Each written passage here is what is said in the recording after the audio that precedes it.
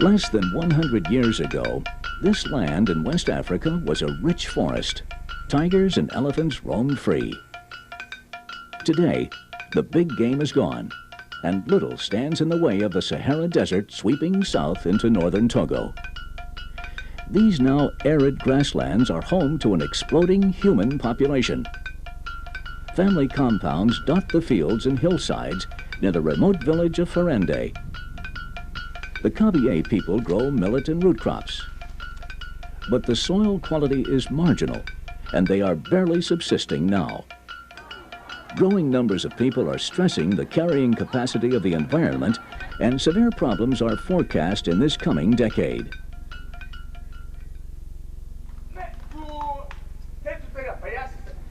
These children are fortunate because their village of Ferende is participating in an experiment to grow a new food. This project design won the prestigious 1987 European Award for Appropriate Environmental Technology, sponsored by the United Nations Environmental Program. The village is growing spirulina, a productivity breakthrough that yields more protein on less land and water than any other crop. It's an environmentally sound green food machine. This microscopic algae, the richest protein and vitamin food in the world, is harvested and dried as a nutritious food supplement. At Ferende's health clinic, undernourished children have first priority to take spirulina. 1 tablespoon a day brings remarkable recovery from malnutrition. Ripley and Denise Fox of France have pioneered the integrated village system over the past 10 years. Since 1984, they have worked with 2 local men, Masiki and Laurent, and the village committee. It's designed to be self-sufficient and income-generating, and flexible enough to accommodate many cultural traditions.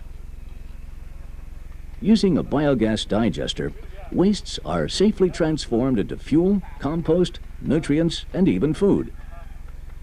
Although many food crops are dependent on expensive chemical fertilizers that subsistence farmers cannot afford, this integrated system transforms waste into nutrients. The concept of waste recycling is not new. It is central to NASA's plan to grow algae in space stations for oxygen and food. In third world villages, human and animal wastes are major pollutants, transmitting disease and intestinal parasites.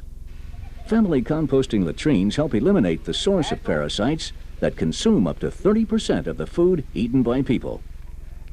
Since the introduction of family latrines in Ferende, the people noticed even their chickens became healthier. Each Saturday, thousands of people come to Ferende's central market. Both women and men use the community latrines that are the first part of the integrated system. Laurent adds leaves from fast-growing leucaena trees to the latrine waste for extra plant matter. Animal manure is useful too. All this flows into the biogas digester. Solar heat ferments and breaks it down into biogas, liquid, and solid portions. Biogas, composed of methane and carbon dioxide, is collected in the gas holder. Methane is piped to the health clinic for cooking and sterilizing instruments. Carbon dioxide, the main nutrient for spirulina, is added to the basin water. The liquid effluent can make a superior compost that can be sold to farmers to increase soil fertility. The water contains nitrogen and minerals for the spirulina. In the morning, Masiki and Laurent filter it through sand beds, filling the solar sterilizer. Inside these black pipes, the water will be sterilized at over 80 degrees centigrade for 5 hours. 93 degrees centigrade. That means it's nearly boiling water. That means if there are any parasites left coming from the sand filter, they're destroyed, passing through the sterilizer, and we're not going to contaminate the algae basin. The next morning, the cooled water is added to the basin. Solar panels charge truck batteries that turn the paddle wheels, promoting spirulina growth. Spirulina is grown on regular chemical nutrients in this 25 square meter basin. This tiny area can provide a tablespoon of spirulina for over 25 children every day of the year. When a paddle wheel motor stops, the growth rate slows down, so it's critical to repair it as soon as possible. Next to the largest basin is a fish pond, soon to be filled with water. The fish will feed on live spirulina and become another source of food and income. Spirulina is quality controlled in the Health Clinic laboratory. The culture grows year-round here and can be harvested every day of the year for a continuous supply of food. Masiki and Laurent harvest the microscopic spirulina by pouring the pond water through a fine screen. It soon becomes a thick paste. Eventually, we're going to have a pipe across here with several little dips so that you get an even flow through the whole screen of the cup. The paste is scooped off and loaded on a drying screen. This goes into a solar-heated dryer. In several hours, wet spirulina dries into flakes. This is sold locally and distributed at the health clinic. The integrated system converts waste into biogas, compost, spirulina, and fish.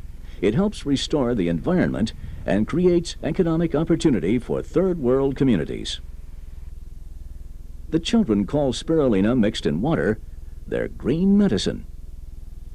Rose, the clinic nurse, tells the mothers about this new food. A spoonful a day with its 65% protein, concentrated beta-carotene, B vitamins, and iron will protect their children from blindness and anemia and strengthen their immune system. These mothers and children are among those who volunteered for a 3-month clinical study to demonstrate the remarkable benefits of taking spirulina each day. First, a before photo is taken of each child. The clinic staff examines the children for malaria, diarrhea, and parasites. The child is weighed. Then Rose records body measurements on a health chart. Once a week for 3 months, the child will be examined.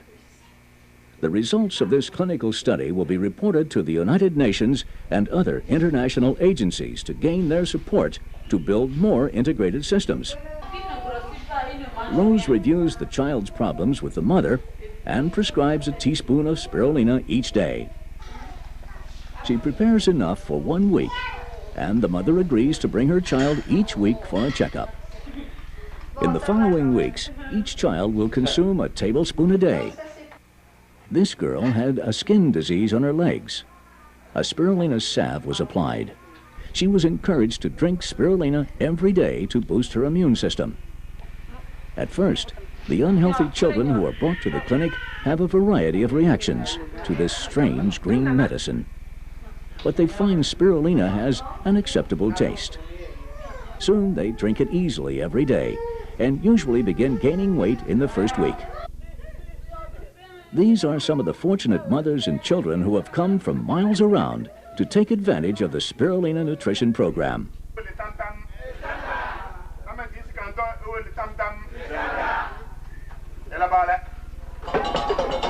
At the end of their visit in 1989, Ripley and Denise Fox were honored by the entire village. The people turned out to show their gratitude for building the integrated system and providing spirulina to their children. The integrated village system has been sponsored by churches, communities, corporations, and international agencies in Europe, America, and Japan. But above all, it is the enthusiasm, the participation, and the training of the village people that will ensure success. Growing spirulina can augment the food supply, not by clearing the disappearing rainforests, but by cultivating the expanding deserts. The integrated village system turns waste into resources, resources into food, and creates economic opportunity. It represents a new model we need.